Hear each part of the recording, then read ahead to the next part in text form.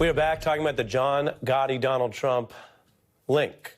Andrew Weissmann is a prosecutor who's dealt with mafia cases and the Mueller probe and Paul Manafort's witness tampering. I hand you the floor as promised, Andrew, to explain to us, what do you do as a prosecutor if you have someone like Donald Trump who's a defendant here and he's attacking witnesses? Now he's been gagged over that partially. The I Forgotti being a very memorable time where witness tampering in the short run appeared to work. Well, when you were doing mob cases, there were sort of two things to worry about. One was the actual killing of a witness, and there were certainly instances of that where somebody was suspected of and actually was in fact trying to cooperate with law enforcement, would be killed, or their family would be killed or threatened. The other is just the instilling of fear so that witnesses won't come forward and will just say that they forgot, hence the I Forgotti inimitable headline from the Post. And that you have to add that to just the general reluctance that witnesses have in any really high-profile case, and you can't get any more high-profile than this, where people who are leading their everyday lives are not going to really want to be a central witness, even if they're just witnessing something. They're not a participant in the way that Mark Meadows or Jenna Ellis or Sidney Powell, et cetera, are supposed to be. And so you have a lot of complications. And the main way that you get witnesses is either you develop a criminal case on them so that you have leverage that causes them to want to cooperate as opposed to going to jail or doing less time because they're cooperating. Or you have people like Cassidy Hutchinson, where there's some innate quality that you can draw on of being brought up the right way, that you actually are supposed to comply with the subpoena, you're supposed to tell the truth.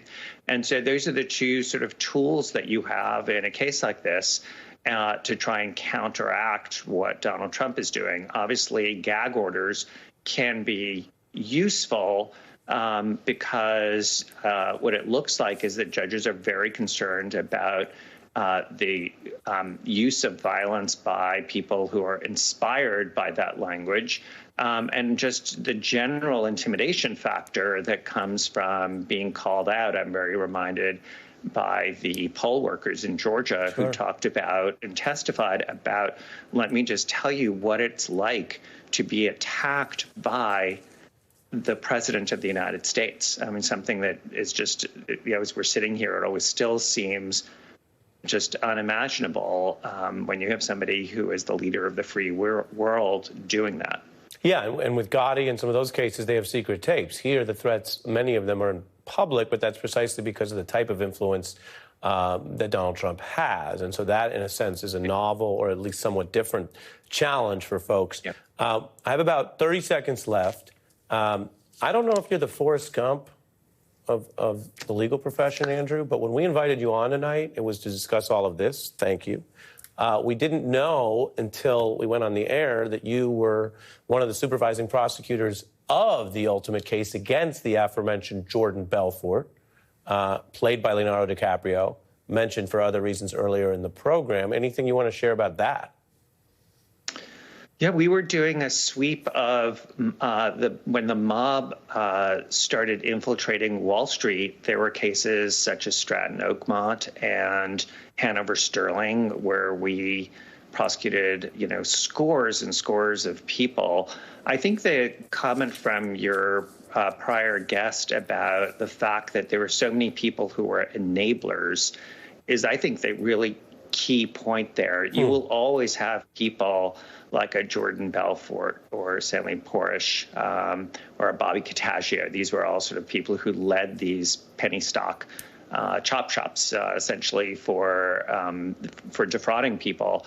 You're always going to have leaders like that, but it took a whole bunch of enablers to pull this off. And I think that is a appropriate analogy when you're seeing Donald Trump and how he maintains power and pulls off what he's doing is that it requires people to go along and support that. And you see the attacks that were done by the Eastern District of New York, which was to bring cases not just against the leaders, but also scores of enablers. Yeah, the enablers. And that goes to why sometimes people say, both in the case you mentioned or in Georgia, oh, who are these other people? Oh, they're not so well known. One of them was a bail bondsman we'd never heard of. Well, as you just said, and that links back to what Che observed, if there's going to be accountability, yes, more perhaps for the people in greater positions of power and wealth and abuse, but you have to also deal with other people who knowingly or fraudulently engaged. Really interesting. Absolutely. We love learning from our very experienced guests and drawing these connections. So, Andrew, thank you tonight.